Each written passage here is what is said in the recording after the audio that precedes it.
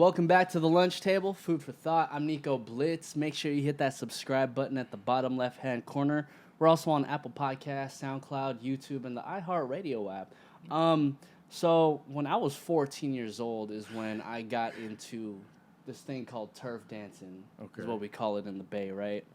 And I remember my cousin, he was like, yo, there's this one slap I think you're really going to like. And then as soon as he played it, it said, duh, duh, duh, duh, just stop it. And I was like, yo, this is probably one of the hardest songs I've ever heard in life, and still to this day is one of my favorite songs. It's called Drop It to the Clap.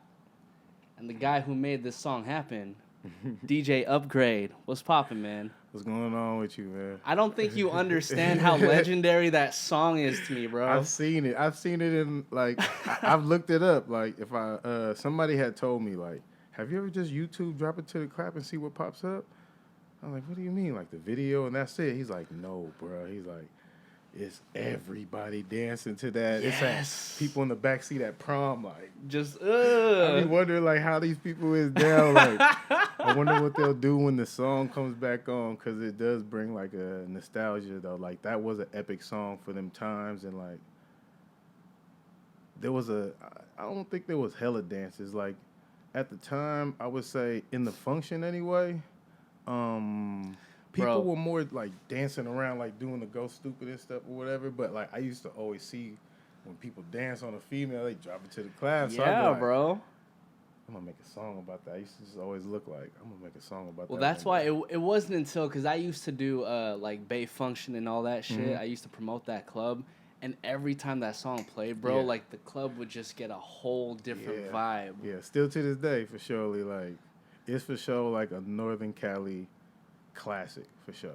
Well, and also because the hyphy movement was so prominent in, like, 06, 07, I feel like Drop It to the Clap was one of those records that really kept it going, you know, beyond just when Tell Me When the Go happened. Yeah. Like, but we were like, I always call it like a little bit under independent. Like, we just uploaded songs. Like, I was one of the first people, like, in the hood in Oakland. I was like, we got to try to upload something to this YouTube thing, you know? And everybody's like, what? It's like YouTube, bruh. Because it was like an app called Black Planet that used to, like, have drama on it. Then it became MySpace. You feel me? Yeah. And, like, when MySpace was out, that was, like, the thing that everybody went to, like, to upload music. That and, like, live mixtapes. I mean, there was still, like, Dat Piff, and then I want to say I actually found Drop It to the Clap off LimeWire. Yeah, I put it on everything I could. I put it on Fun for Mobile. Some people come to me to the day. Fun for Mobile? It's an app to download ringtones. You know, ringtones was big back then. Oh, yeah. I put the whole song. I put my whole catalog on that thing. Like, man, whatever. If you could download something. Hey, you're a smart man, bro. Because it was like, we wasn't necessarily like, we didn't know business-wise. We was just like, we trying to get this out, you know? And I didn't want to do the, figure out like a 50 Cent song that came out and then just change the title and do all that. So I was like, I'm going to just put it on everything, you know?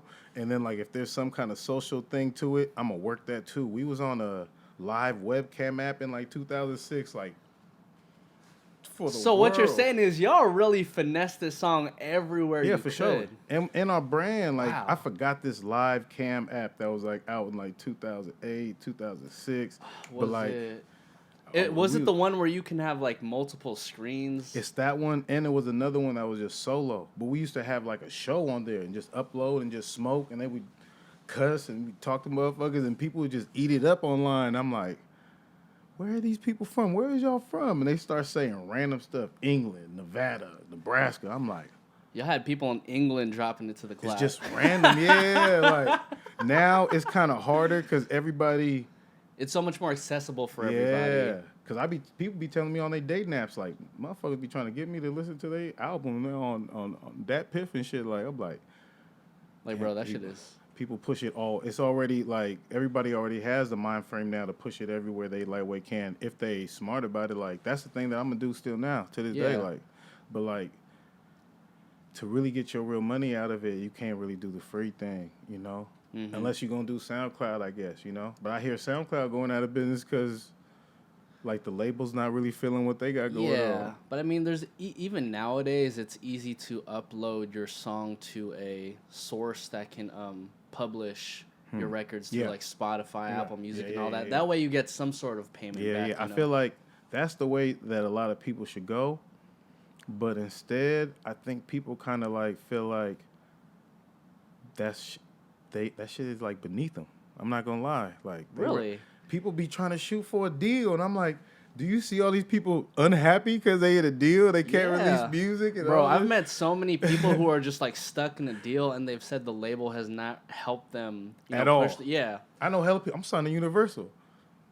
Why the fuck they ain't signed me? I see you drop no video. Where's your big?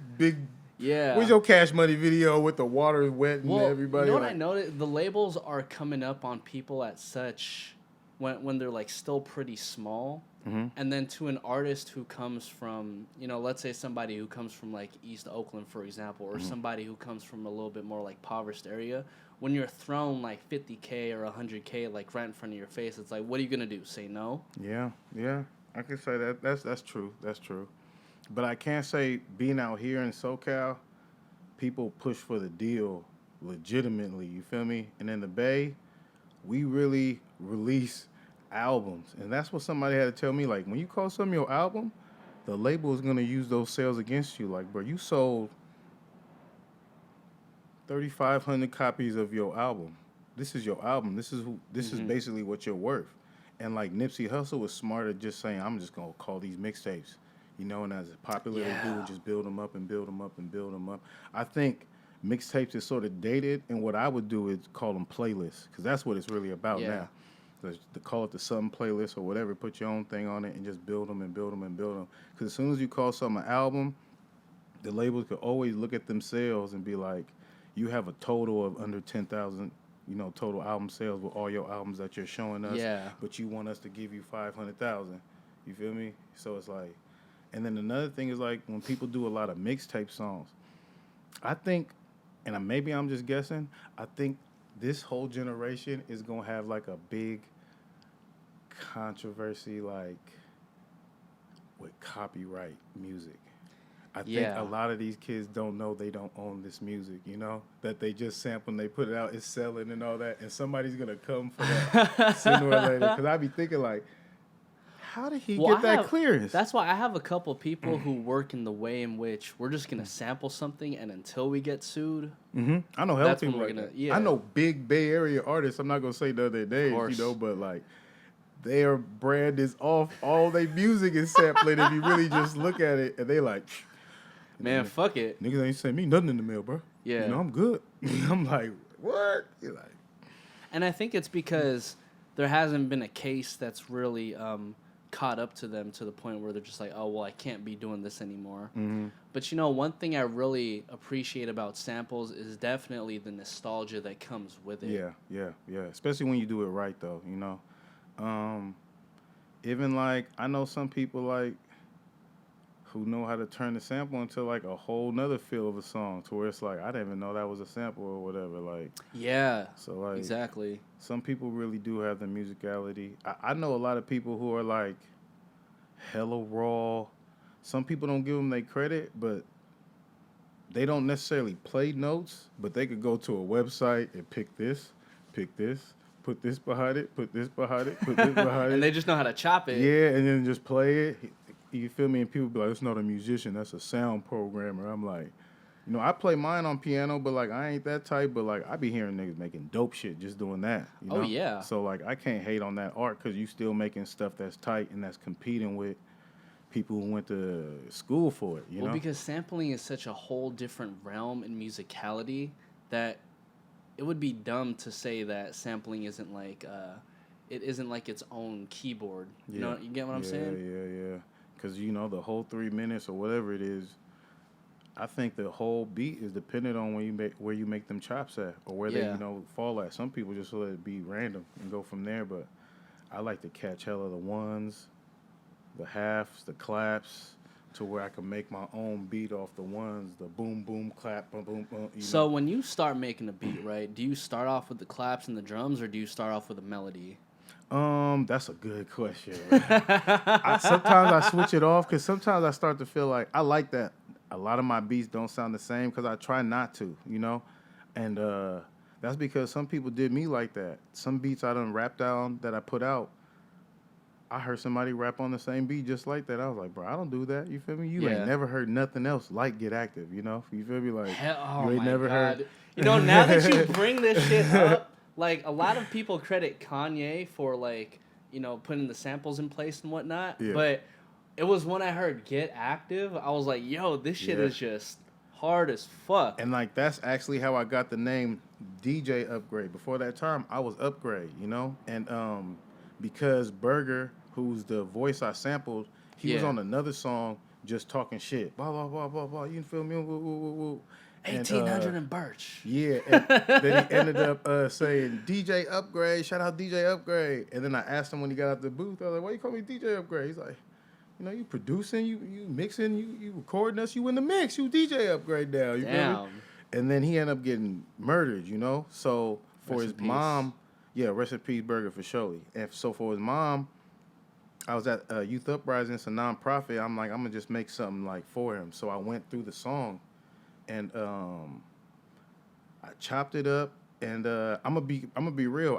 I made Birch Street first, and Birch Street was that sounds like a sad, more funeral, celebratory, homecoming song. So like, she liked it, and then instantly people wanted to rap on it, and like.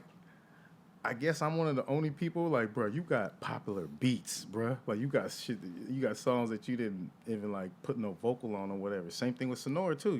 I did that. I forgot you did Sonora.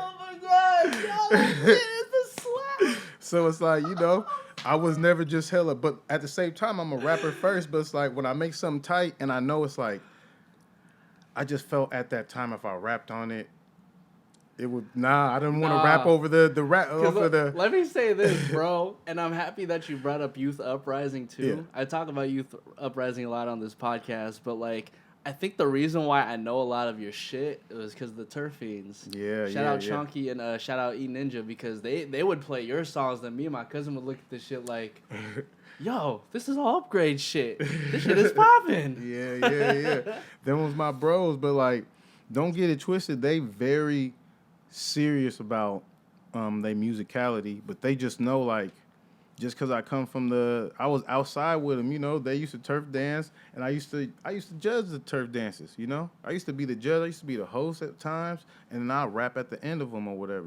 so like, we always had that correlation. I used to tell my partner, like, the reason why that movement was hella strong is because it was a real hip-hop movement. It was like a graffiti that's like, that's the RIP Burger, RIP.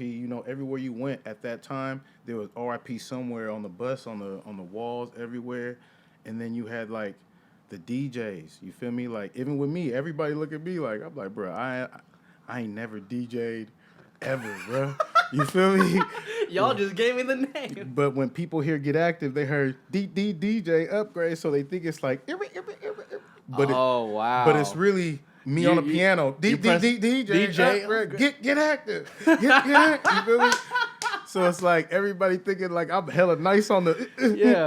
I'm like, nah, give that boy bro. some tables. Nah, bro, you feel me? And like, shout out to the real DJs who know how to do their stuff. But like, even that was a correlation to it. Like, it was hella like the 5 elements of hip hop at one time. You feel me? It was dancing, it was graffiti, it was DJing, it was MCing. We was having battles in front of the center. It was like some real stuff going on. It was crazy stuff going on. Youngsters pulling out SKs in front of the center. I'm like, well, that's why too. Like considering that turfing had it's literally like its own thing, right? Mm-hmm. I think what pushed it even farther outside of just Oakland was the fact that it was the Bay's own thing. Yeah. It was something that everybody in the Bay could be proud of, and especially at that time, and even like. Now to this day, the Bay still has its own unique sound that we're so proud of. Yeah. That's big though too, cause like I see the evolution of it, and it's only right that it does evolve. And I feel like it's youngster led, but it's like really about like my generation. the OGs was doing their thing. Like, Yeah. you know, I was slapping Fab. It was the youngest dude I was playing. Well, maybe Hustler. I think Hustler. I don't know who's younger. You feel me? But I think Fab might have been the youngest dude I was playing. I was playing Keith the Sneak, Mac Dre. I was playing OGs. I was waiting for them to drop, you know? And so now that I'm older too, I kind of think about that too. Like it's up to me now too, because it's hella younger people that's waiting for me to drop, just like I was hella young waiting for Keith the Sneak, because I used to remember listening to Keith the Sneak stuff. Like, I still to this day don't know his necessary producers or whatever, but his super hyphy era, like, he was dropping slappers. Even like That Go. I remember that one too. Like, that was nice. You making me feel like I'm 14 again, bro. Bro, I remember them times, bro. You know, like. Well, now I guess we're in, like, maybe 10 years later, so people are looking at you like you're the OG now. Exactly. So it's like, man, DB used to say, like, bro, we not Mac Dre, bro, but we Mac Dre. You know, we the OGs. People waiting for our sound now, our flavor that we brought to the mix, you know? Because everybody else could keep dropping and doing their thing, you know? But he's like, when I go around, everybody like, when you an Upgrade gonna drop? When you gonna drop the Mob Squad out? When you when you gonna do this and that? You feel me? So it's like, yeah, because then does Mob Squad even have like their own album out? We had one that we put out, and it started me and DB career. You feel me? It was like a 2 CD. It wasn't available. If you know about it, you know about it. Like, shit. I'm uncultured. And it's like, it was on 2 Memorex CDs, and we used to give it out. People used to steal them. People used to. Some of the songs was available like on Livewire and all that stuff too. Like, we just wasn't hip to putting everything on. I think to this day it might be a couple songs on there, but you just have to know exactly what the song called. Yeah, but then it's not like an obvious search on the internet. No. You really have to dig. Yeah, so even me, I know somebody. I think I know somebody who got the song still. I think DB brother might have them, but like, people be telling me like, y'all need a greatest hits, or y'all just put it out. Put out y'all old stuff. You feel me? Because like, there was a controversy with a song I made called Hyphy Wifey, and like, people really thought the Pack made that song, and I used to like argue with motherfuckers. They'll come on, I'm like, this my shit. Like, nah, it ain't. This is the Pack. I'm like, why it all one voice? Who voices that? That ain't done. But I fuck with them niggas, you feel me? But I'm like, I used to argue about this shit. Like, so like, there's stuff like that. Like, you know, people be asking me about the old songs. I had a song, Diamonds and Pearls, sample, hella raw. Yeah. So much bass, you barely hear the words. People still slapping it. Diamonds, diamonds, bah, bah, bah. It's a hypey ass slapping song. Like, but people bring it up to this day. Even like, when I go to do shows, sometimes people request it. I'm like, how y'all know about this shit? It's going to take like 3 days to find this song. And then I'm going to listen to the mix and be like, nah. I don't know, man. Just take the, I'll do drop it to the clap. That's mixed good. Do the drop. It's like, it's a certain mix of how I do my older ones or whatever. But have you performed any of these songs recently? I was supposed to go to a birthday party and do drop it to the clap. A birthday party? Yeah. How old we talking? She turned 25. Ooh. Maney. She said she only want me and DB. She said, I want DB and Upgrade. I want a Bob Squad. I want to hear all that stuff. Shit. And I couldn't make it up there in time. But I seen DB performing and they was going crazy. And then I didn't see the footage of mine, but he was like, when your stuff come on, bro, he's like, it's just the way you do that. Dee, dee, dee. Yeah. Like, people be in mid-conversation like, dee, dee. Walk off on you. Yeah, like, man, fuck everything we got going right now. He like, the bar clear out. Somebody told me that the bar clear out when that part come on. He like, you got a little hit on your hand, and I don't perform it a lot, just because of like, I would say, Boosie rap politics. Certain people, and maybe like in certain atmospheres of like promoter power, don't want to necessarily like book me like that. But it's like, I'm not tripping just because I've learned out here in LA, like, there's ways around that, and then you could go straight to the like owner and like show him a proposition. You feel me? And then and also at the same time too, I think you know your worth. Yeah. And if the second that song comes on, whether you're performing it or not, it's just gonna pop off. Yeah. And they gotta necessarily play it, Cause so you think about when a DJ Upgrade is actually performing that record. Man, everybody, like, yo. I do want to amp do a up pop-up. security, bro. I do want to do a pop-up. That's one thing I look for to do when I'm out there in the Bay. But usually I'm just like, spending time with my son and setting up videos or whatever. Because I am going to have them like to the point to be a little bit public or whatever. But I kind of look for the pop-up shows, and I'm waiting for the perfect little situation. I might holler at like some people I know who down to bring me out. Because people know it's a for show banger, like, bro, you want me to bring out? You gonna drop it to the clap? It's good. It's good. You bring out an OG because he's like, we the OGs now. I'm like, you supposed to bring out the OG. Yeah, I can still move with the youngsters. What you talking about? So it's like, please, slapping throughout the whole thing, bro. So it's like I see it happening. I just want to see. And just play the cards right. Don't want to come off thirsty too, because that's not what I'm really at. I could go to like New Parish and like give them an honest proposition, and they probably like have me open for somebody, And I'm not opposed to that too, because like a lot of people could say what they want, and this is the weird thing about the Bay. I think a lot of people sip their victory drink too soon, and like. I talk to a lot of people who feel like they bigger than me, and I'd be like, listen, bro, I could play 4 songs, and if you don't know these songs, people feel like you not from the Oakland or maybe the Bay, bro, a little bit. He's like, can you say that, bro? Like, you feel me? And like, I feel like views and impact are 2 different things now, because views could be bought.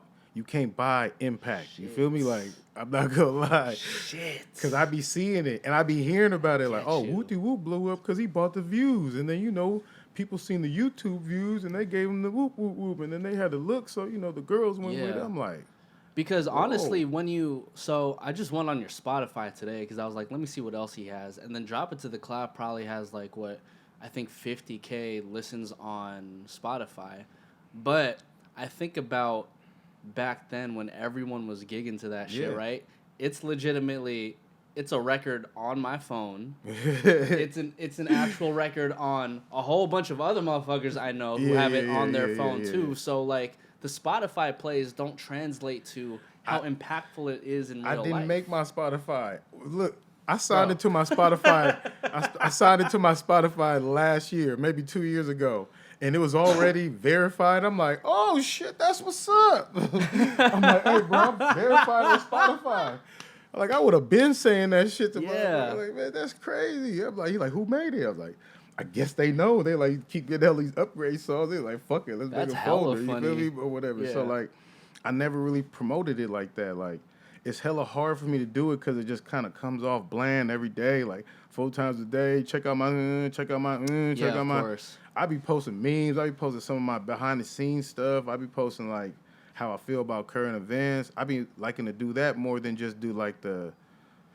Right now, promote music every single day. Somebody has to go through my page and delete all the bullshit, and they check, and they've been doing it for so long now that I really kind of don't post it. But my story, sometimes I be going in for surely, like, but on my page, I really don't post. I think my last post is like 2 weeks old. Like, so it's like I'm not really with the algorithms posting every day. I don't even know if I could set up a little robot to just do the. I ain't gonna lie. Look, I'm gonna keep it real with y'all because I don't want to give nobody my password no more, man. But if I can set up a bot to just post, check this song out on Spotify, check this out on all platforms, and then just let me handle all the ignorant shit, I would do that, you know? All the real shit, yeah. Or, like, I be trying to tell people, like, man, since you, like, going through my IG, why don't you post the shit I'm supposed to? You feel me? Like, you know the links? Like, man, you know? Well, I'll edit the caption, you know? Let me ask you this. How old are you? In my 30s. In your 30s? Yeah. Okay. And I've noticed that, like, it's usually the younger generation, like the 16, 17-year-olds who really know how to manipulate the internet and use the social media. It's just you do that shit all the time, but that shit is annoying when you get around somebody like that. It is just like they can't even interact with you because they got to hold it down. They got to keep their shit going. Yeah, like, bro. Then they got to go live. What y'all doing? All right, I'm going to go over here. And then you just hear them. What up? Shout out to my nigga. Like, this nigga in the bathroom? What? You think you a bad bitch? What are you doing? Like, what's going on or whatever? So it's like, to just kind of see what it is to kind of keep that going. Even with people who do skits, I know people who be like, damn, I need another skit. I need to do this. I gotta create this. Let me go do a collab with these people. They pop in, and I'm like, damn, this ain't no easy hustle. And then like I be seeing females. This female left her phone open, like what it was on. Okay. And it was like the same message to hella people DM. Oh nah. And I don't know if it was hella dudes or what it was. But it was like some generic flirty shit, and I was like, "Damn, get it how you live." That's a different ass hustle, man. Man, it's a couple of them. so I can only imagine you focus your time really just on making beats and making like slaps. I feel like it can't all be that though, and I feel like that makes weirdos. If you just all studio, you have to go out in the world and like socialize to where people can present you to somebody in a club, in a social atmosphere, and you still put a good foot forward. Because a lot of people kind of like freeze up, and you could be hella dope, and then you're hella weird, and then, you know, there's somebody who's, maybe everybody think they trash, but they think they okay, and they like, hey, how's it doing? Ooh, ooh, ooh. Like, oh, okay, he's charismatic, you know? Yeah. And you could be charismatic too. It's just that let the moment swallow you a little bit. I always tell people, like, just come off humble and, you know, keep it short and tight, and people gonna remember it. Because, you know, if somebody is in power, they get bothered all the time. So, like, if you could keep your presentation short, sweet, to the point, say your numbers, or whatever you can do, and then, you know, let him go about his business. And tell him that, too. Like, I know you busy, man. Like, all that stuff goes a long way or whatever. Yeah. Have your elevator pitch ready. Yeah. And, like, how you get up out of there. Because, like, your pardon or how you get up in there is hella easy. But, like, a lot of people have problems with the, like, exit, you know? You forget what to say, and you just be like, all right, pleasure meeting you, feel me, and walk away, you know? Yeah. That could be it, but some people kind of mess up on that area too. It's just something that has to be worked on. But like, you have to be, I feel like the internet, it matters, but like, if you could be social in social events, you'll have a bigger advantage than a lot of people, because a lot of people are awkward, like, yeah, and a lot of people, like, in the club, they stay to themselves. A lot of people, you could stand next to somebody, look them dead in the eye, and then turn back around, and but you see, don't say nothing to them. I think the mannerisms of actually being able to network is a lot more prominent in your generation. Yeah. Because, so I'm like in my mid-20s, right? Mm. But then once I creep down to people who are like 17, 18 years old, like, they're stuck on their phones. Yeah, they straight down. Like, my generation's like half and half. It's kind of like we're either stuck on our phones or we know how to network. But then your generation, like, you know, I would box you in with like the Too Shorts and the E40s. Y'all really know how to hustle and really know how to talk to people and communicate. And that's something that we don't find nowadays. And it's really hard to find somebody who can do that. But it's hard. But it's confusing to the labels and everything, how you could sound like something in the booth and then come off timid in person, like, so, you know, so like that's the reason why they gave Schmurder that deal like that. They like, oh shit, this motherfucker wild, he don't care, he performing this song all wild, I hear he really doing this shit. Like, I know some people looked at it like he was shucking and jiving on some like sellout stuff, but I feel like he was just selling himself. Like, when you come from the hood, you have that point to perform your song, no mic, you might as well jump on the table and wild out. Fuck it, you feel me? Like, they go remember me. Yeah. Like, this is your time, you know? I know I'm not going to sit there and just do some kind of poetry jam, acapella shit off my chest. Like, I'm about to really sell it. Drop like, it to the clap. Yeah, like. Drop it to the clap. You're supposed to really sell it. I don't know what people be talking about sometimes. Like, I feel like you're hella lucky if they send you hella money. If they give you hella money and don't release your shit, I would be so happy. Like, that would be cool. Well, I would stack hella real songs on the side for my exit. You know, you supposed to play the game like it's supposed to be played or whatever. But like, I don't get why hella people. I think that some people get caught in the rat race, and I feel like you got to understand that them winners are chosen. You know, them winners are chosen. I'm not gonna lie, like. Mm-hmm. And, like, there's some people, like, still to this day, I still do most of my own work, you know? Even though I'm signed under Too Short, I'm still unmanaged and I'm unassisted. I don't got no assistant like that or whatever. You just do your like, shit. Yeah, like, so, like, my email, it be me on Mama's. So I be responding right back, seeing what they talk about, send me a budget. Everybody be asking, what's your budget? Because I'm going to send you something maybe you can't afford. And you know, I kind of work with a lot of artists. Like, I'm not gonna give you no boo boo, but I'm gonna give you what you pay for. You know, you give me 150, I'm gonna give you a 150/12. You feel me? It ain't gonna be boo boo, you know, but it's gonna be 150. You feel me? Yo, Baba's like, I want to talk about going back to really presenting yourself. yeah. Because when I saw there was a Drop It to the Clap remix, it was the quickest click I ever did on YouTube, and it was the music video. And I had never seen so much twerking, so much ass, and I was just like, you know, because I wasn't sure if I was gonna be disappointed or if I was gonna be like, okay, this is cool. But like maybe I don't know, 8 years later, you guys dropped the remix, and it's more than everything I imagined it would be. I don't know. The remix, the thing that kind of like hurt the remix the most is it was so many people that I couldn't say everybody's name on iTunes, Spotify. It's not enough room. Oh shit! You feel me? So yeah. like, it just said Bay Area All Stars. So hella people would look at that song like who the hell's on here? hella people was like, I thought that was fake. I'm like, bruh, it got Roach gigs. It got like, nigga, I would not let nobody do me like that. Like, you feel me?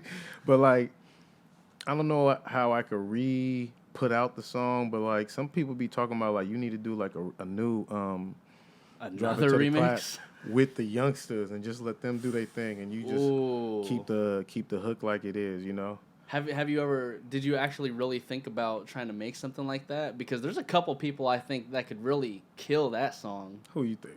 Shit, I mean, Pilo for sure. Yeah, I think Pilo would rap on that shit on Mama. Pilo, that's I think my Pilo bro. could kill that shit. I think he would on Mama. Low key, I want to see what All Black could do on that too. I see. Maybe Neff. Maybe Neff because he has the more melodic shit. So maybe he could like do the hook.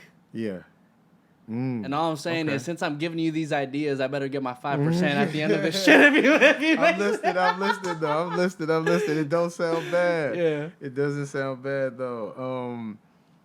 I don't want to just like play the song out to where there's so many, cause like, man, I put a lot into that.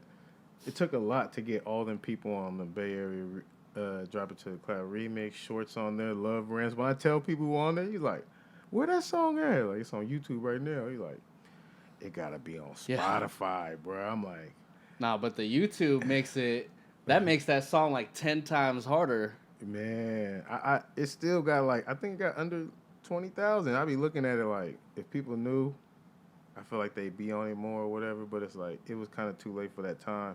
And like, I was on my own, independent, so like, after I released it, I didn't have as good as a relationship with Short as I did, so like, I just put it out, you know, and I just let it live on YouTube. I didn't really put it out like that. I didn't really know how to do that at that time or whatever. Well, there wasn't really like a marketing tactic towards putting out the remix. Yeah, because like, even like, there's animosity with them people on the songs, because, you know, like, DB on the song. Everybody don't like DB, you know? So it's like, people don't want to push necessarily a song with DB on it, so it's like, it just ended up being something I felt like, I ain't about to carry this, and I'm just the first 8.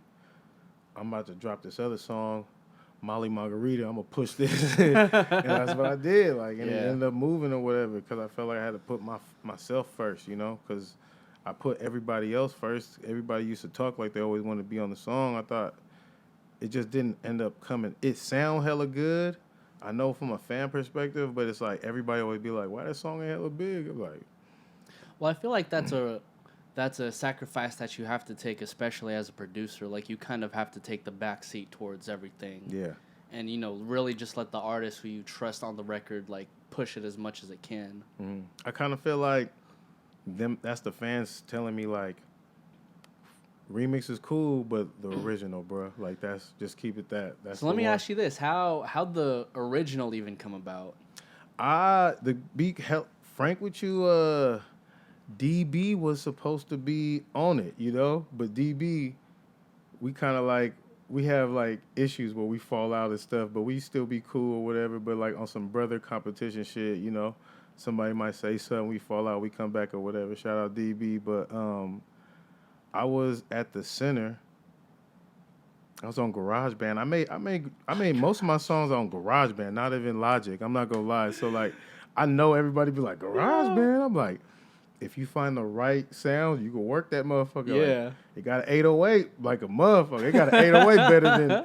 I done been on Reasons for hours. I'm like, 808 ain't like GarageBand. Like, Shut the fuck. That's crazy. like that GarageBand is a low sounding. You know, even Short be big on bass. Like it has to have that bottom. He's like a lot of bass don't have that bottom. It's not really gonna rattle the frame of a car or whatever. So like, I felt like that's what I did just because once again, like I'm from outside. I was outside in the functions and stuff. So like, if I'm gonna make a song about dancing, even from when I made Come to the Turf, I made a turf dancing song. Like I made that especially for the turfers to where it could be something they could dance to. So coming from the dance community and out being outside and, you know, outside community or whatever, like I wanted to make it something big, you know? So like I went through it sound for sound and I was like, this is it. Everybody was like, you ain't gonna do this, you ain't gonna do this. Like, nah.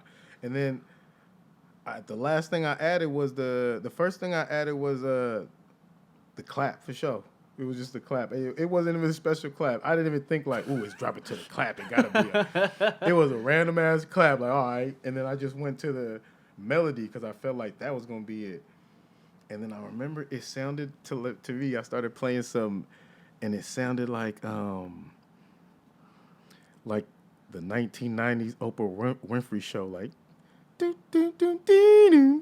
had Oprah in mind making drop. It just sounded like it, like a little bit like, what the fuck is this? Like, this is an Oprah sound right here? Because I'm going through sounds, like, and it's just clap, clap. And I found something else. It was like, ding, ding, ding, ding, ding, ding. I was like, oh, hold on. Because I play by ear, because it's like, I play with 3 fingers. Like, I don't know how to play music. I don't know how to read music. Up. Wow. Yeah, to this day. So I just go through sounds and just start slamming on keys, like, I went, ding, ding, ding, ding, ding, ding. I was like, oh, that sounds hard. Like, and I just kept it.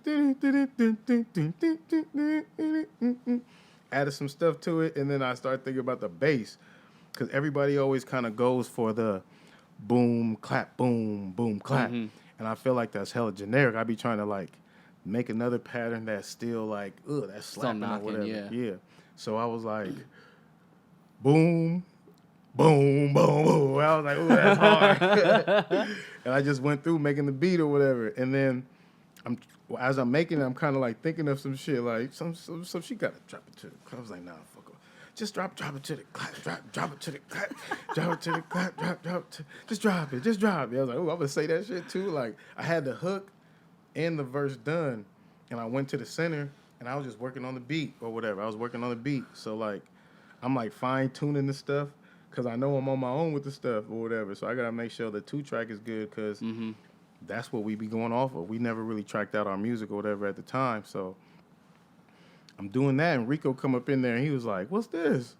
I was like, this is my song. Drop it to the clap, bro. I'm like, I'm about to go crazy on this. And so I spit it, you feel me? I played a rap hook, and you feel me? He like, I'm trying to get on this. So we go to the same person who gave me the job at Youth Uprising, One Time Jones. He took me to High Rose Building to record Drop It to the Clap. And I remember him saying some crazy, like, engineer shit. He was like, listen, I can mix this song. I won't even turn the beat down.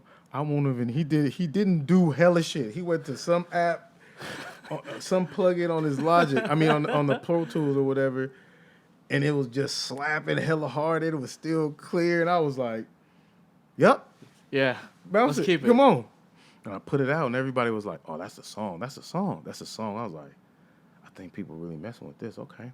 And then DB had to tell me, he's like, I think that's the one, bro. Everybody, when the song come on, even if they don't know it, it's like, everybody kind of hit the thiz there. It's like, ugh. Girl, so then when did you know that Drop It to the Clap was, like, the one?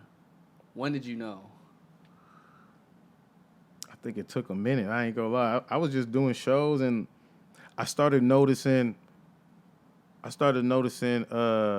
signed artists to labels and stuff would look at us like competition. And at first it wasn't like that. Like when we first was on the underground and that was the song, like for a minute, like people was messing with us. And then when it got to the point where maybe other people was asking about us too, maybe people felt like threatened, or whatever, and like it started to get like a lot more competitive. Like, oh, we in competitive? Oh, we in competition? Like, well, we think we make, dope music too over here. So like I used to always think like I still to this day I feel like I have the edge over people as far as sound. A lot of people, and I think that what really kind of hurt the Bay was that YouTube stealing hella beats off YouTube. That kind of like hurt the Bay sound a little bit because now I know hella youngsters who don't know how to make a Bay Area beat. You feel me? They just know how to make some trap stuff, and they know how to make some, I would say like some West Coast club stuff. Like it's not necessarily a slapper. Like you don't know how to make a slapper, bro. Like you feel me? Like I don't hear no super hyphy drum patterns like that. You feel me? Like I get you. It's so like it's kind of like don't get Bay Area music confused with the ratchet shit. That's just right now. That's just. So there's still two. And then there's sounds. there's a big Detroit influence too. You feel me? Off that like that da da da da. You feel me? That I'll say like that all black flow. Like that's how a lot of people in Detroit rap too. So and there's hella people in LA that's rapping like this too now. And I'm listening to it like. I think that's gonna kind of be like the wave, how you could do your thing with that kind of drum pattern to be like, stop, pick it up, because I hear people say certain people off beat, but like all black on beat to me, you feel me? Like I don't know what I think some people rhythm ain't that high level, I guess. Well, that's why I love having this conversation about pockets because when E40 not when he first came out, but like when you listen to an E40 record and he's mashing up like 5 words in like 2 seconds, it's like how do you do that? And then you see the evolution of like you see people like All Black, and then you see people like Blueface. Like I remember when Blueface first came out, right? People like he's rapping off beat. I'm like, no, he's not. Like his bars still end right before the clap ends. Yeah. And to me, I think the Bay has just like acquired such a different ear than most. Yeah. So we can listen to things like that and just be like, nah, that shit's hard. Yeah.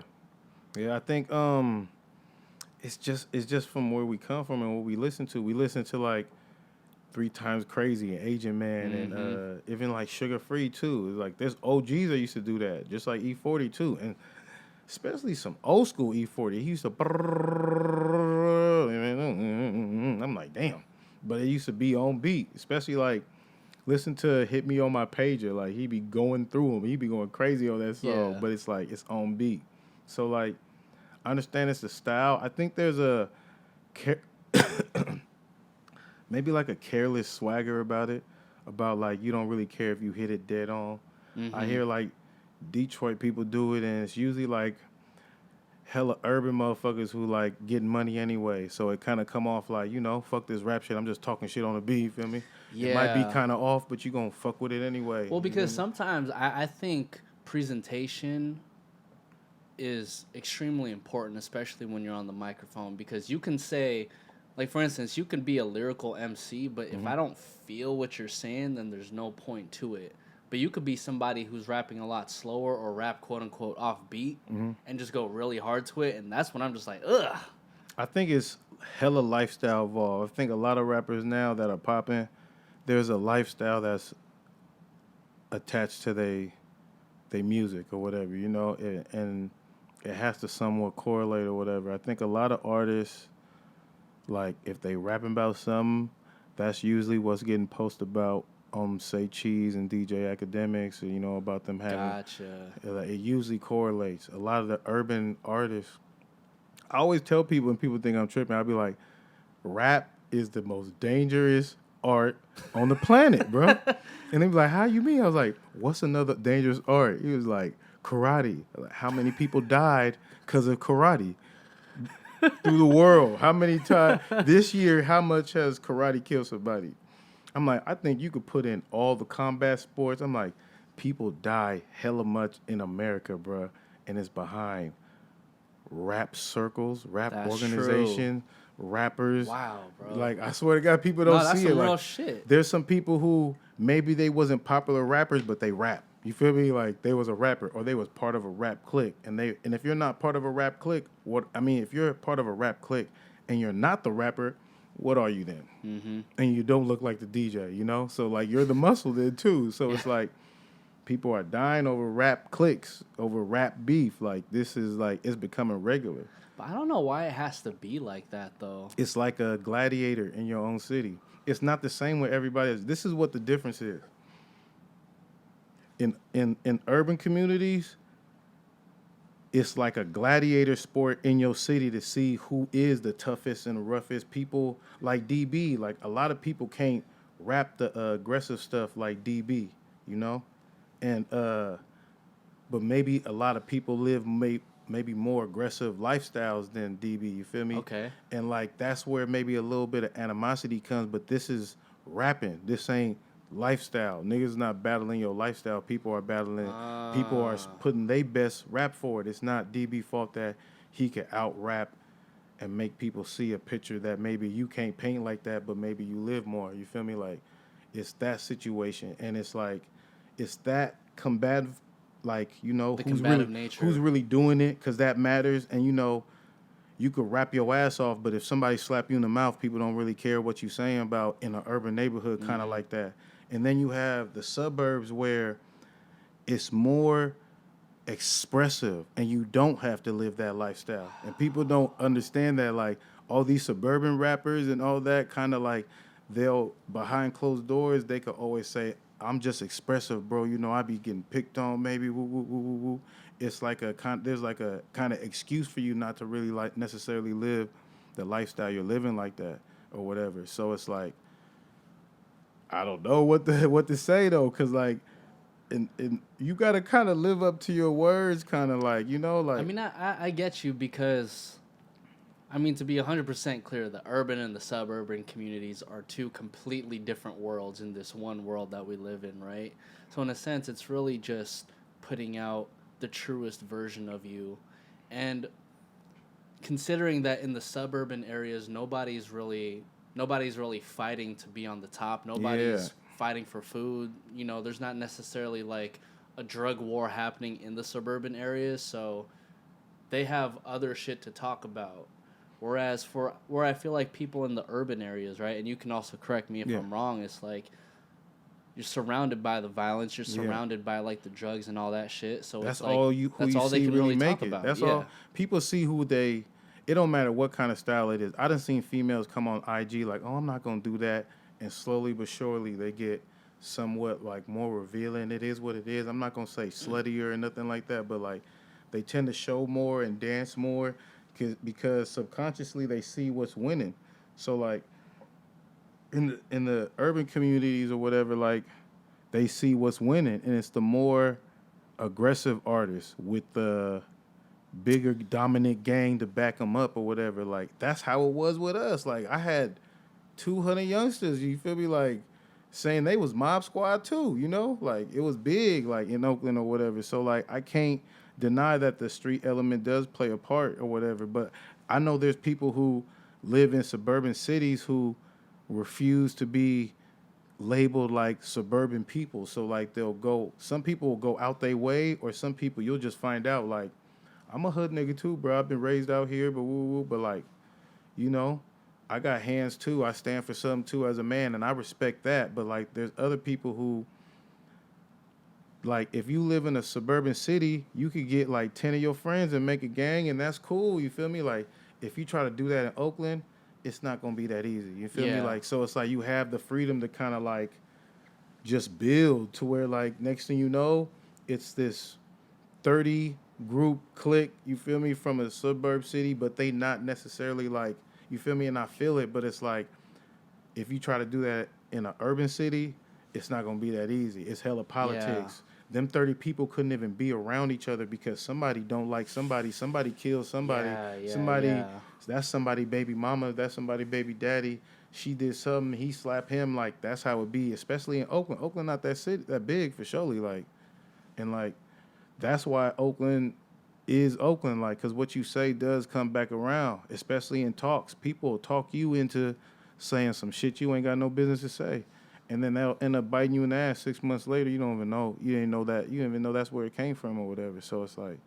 So do you think it's all the politics that goes on in the urban areas that can prevent, like, an artist think that's directly what it is. Even like if you look at when Nipsey passed, there was like a big truce between the Bloods and Crips, and nobody ever peeps that.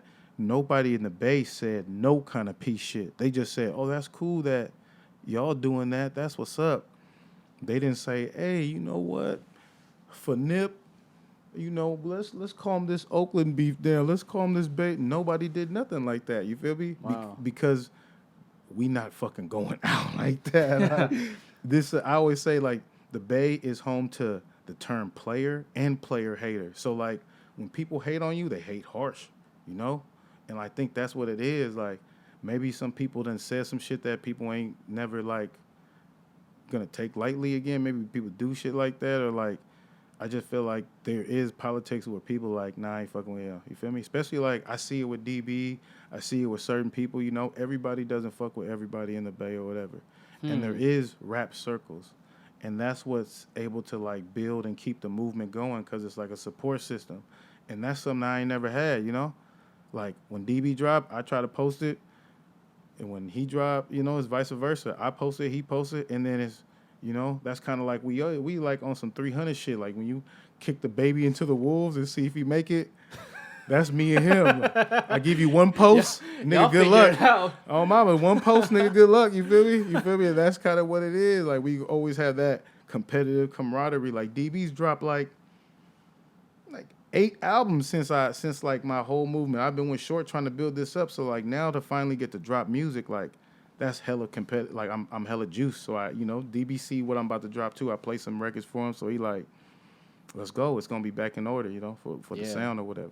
I forgot what you asked me though. My fault. Nah, we just went through like this whole rabbit hole, and I appreciate you, like, you know, sharing all that because, man, yes. I think the benefits though of if you're able to be meshed. Like, let's say you're from in Oakland, right? Mm-hmm. And you see all the politics happening. I think if you're able to dodge all the politics, that's where somebody like a Mr. Fab can really come out and be like the spokesperson for everything, you know? And I feel like it's people in those positions who are somewhat responsible for kind of maneuvering the city to be like, hey, like, all this politics shit, fuck all that. If we want Oakland and the city of Oakland and the people of Oakland to rise up, we all got to, like, rise up together. That starts with people like Fab. That starts with people like you, too, because you guys are in that position, too. That shit ain't going to happen, bro, because there's killers that ain't trying to hear that. They got people that got murdered, and they ain't going to never let it go or whatever. And I always tell people, this is what I just realized about the female movement.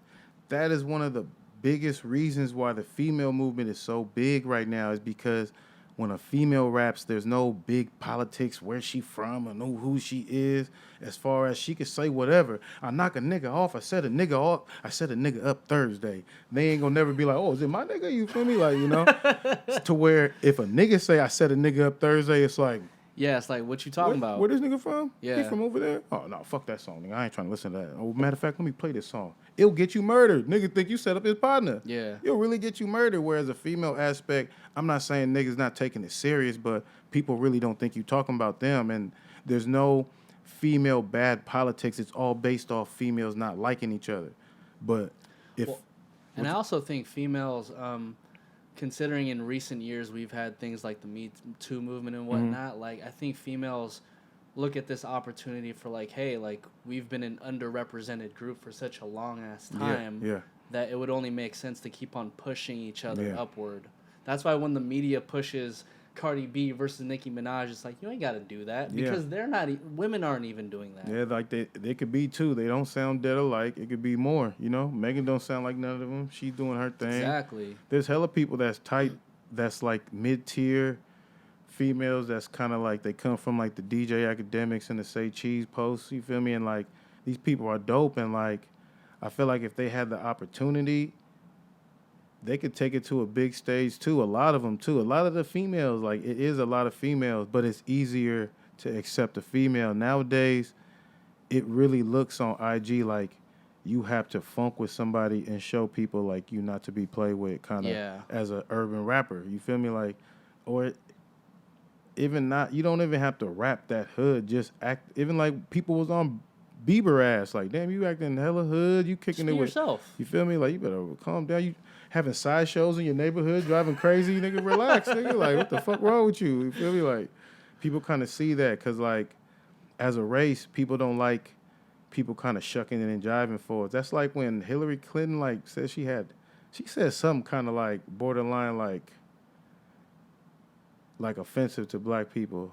And I think Charlamagne asked her, like, are you trying to pander to the black audience? And she was like, yeah. I'm like, that's why you didn't win. You feel me? People didn't vote. I'm not saying people voted for Trump, but hella people didn't vote. Yeah. That's one thing that taught me, too. Like, maybe the world is a little bit more sexist than they is kind of racist, though. Because I could have swore, like, because, like, I felt like Trump had hella racial, but people feel like, you know, if you talk to somebody who maybe not black, maybe Caucasian, like, they might say, this world been racist to the come up, so, like, another racist person in power. I feel like this was the retaliation for Obama. Hella people was like, oh, yeah, we got this choice, like, yeah. You feel me? And now it's really making people kind of look bad on the bad. He making Republicans look bad. I didn't know I could say that, you know? Naturally, when the world goes with one party for 8 years, they're gonna swing the complete opposite way just to see what it's like. Yeah. But not to get too deep into politics, Yeah. but it's like now the only way to kind of fix all of that is to have some sort of compromise. But as you said, like even with like hood politics, it's like there's no compromising because there's always gonna be a group of people who feel like they're right, and then the other group who feels like they're right, you're wrong. Yeah. And like one thing I could say about the politics is in LA, they enemy has been their enemy since like 1992. You feel me? Like it's a line drawn in the streets, literally, you know? And with Oakland, it's kind of like, one thing I always tell people about Oakland is it's not like LA. Like hella OGs can't tell hella young people in the community necessarily what to do necessarily like that. Some OGs can in certain sections, and shout out to them bosses, but a lot of people is ran by like the young hyenas that's really doing stuff. So like these youngsters will come up on the block, be young, fuck with whoever they fuck with, and that's what it is. And then it goes up for that generation and the generation under. And like some people may not like these people. Now it makes people in your own circle like that's like the thing with Oakland that like leads to the murder rate. Like your friends are killing you. You feel me? And like people are having arguments and like doing like the most or whatever, and it just gets crazy or whatever. So like, I guess at the end of the day, having a platform like Youth Uprising and Oakland just having the one unique sound of the Bay that cannot be touched by anybody else, I think it's those things that can really help the community come together, whether it be for like one day, whether it be for a couple months, or even years to come. Because I've seen so many people play Drop It to the Clap, and like at that point, I'm over here feeling like none of these politics exist for these 3 minutes, bro. But it's good. I always hear it. I get little clips. I get tagged in clips. Shout out to the people still supporting. But I'm for surely gonna make a comeback. I just don't want to come without new music, you know. So like, I'm gonna come with a set that's gonna include all of that or whatever, you know. And I've been around Short for a minute to where like I stepped up my MCing and everything, and I feel like I got like a new grown presentation that I'm gonna give, you know, as soon as these songs and these projects and these visuals start dropping via Empire and Too Short and everything. Ooh, so like, there we go. I look forward to it. So potential Empire through project, potential project through Empire, do you have any idea of when you're planning to drop? September, that's what it is right now. Yay! I'm trying to drop in August, but I'm gonna try to work on the visuals and make sure they're right. Maybe I get an August drop, but right now September, and it's gonna be called Trap Divas, and it's gonna be really like it's gonna be like a compilation more with like dope females that I've ran into in the last couple years working in the studio or whatever. Wow. So like, there's a lot of female-led songs that are like they're doing their thing, and it's not like people writing for them or nothing. Like they dope, and it's a good sound. Like it's a competitive sound. It's not something that I could recreate like in a month. I would have to like find beats for like a minute just because it has a good blend, these is good records. I can't lie though. Like You know, that's really dope of you because I haven't heard of a producer who really just wants to put on for female artists, let alone a male producer putting on for female artists. I mean, there's dudes on certain records or whatever, but like a lot of the songs, like I always say, like the female kind of like was like, you know, like the anchor of the record or whatever, like that. So like they doing their thing. Like shout out to all the females on Trap Divas, you know. Any names you could give us? Dizzy, Asia. We got Asia from Compton? No, we got Asia from LA. She from LA. Yeah. She dance? AZJAH? That Asia? No. Oh, okay. It's Different another Asia. It's a whole lot of artists. We got Kiera, you know. We got Kiera. She's doing her thing. We got Libra Jolie. She in Texas. Real legitimate numbers, you feel me? She's doing her thing. We got Memphis artists. We got my girlfriend. She dope as hell. She on 2 records, you feel me? Okay. We got Krayshawn on the record, you feel me? Oh shit. Where the fuck has she been? She out here somewhere. One bad room full of bad bitches for all y'all who don't know. So we got Krayshawn, you know, we working on putting a Stunner Girl verse on there, you feel me? It's a whole lot. I want to say it's at least like 15 or whatever. For sure. So Trap Divas. Yep. Trap Divas coming out in September. Mm-hmm. Cop that. DJ Upgrade, where can everybody find you, bro? DJ_Upgrade, that's my IG and Twitter. And really look me up on Spotify, iTunes, stuff like that, man. Support your local artists. Yay! This is The Lunch Table, food for thought. I'm Nico Blitz, the legendary DJ Upgrade in the building, man. Chill. Thank you for coming, bro. For sure.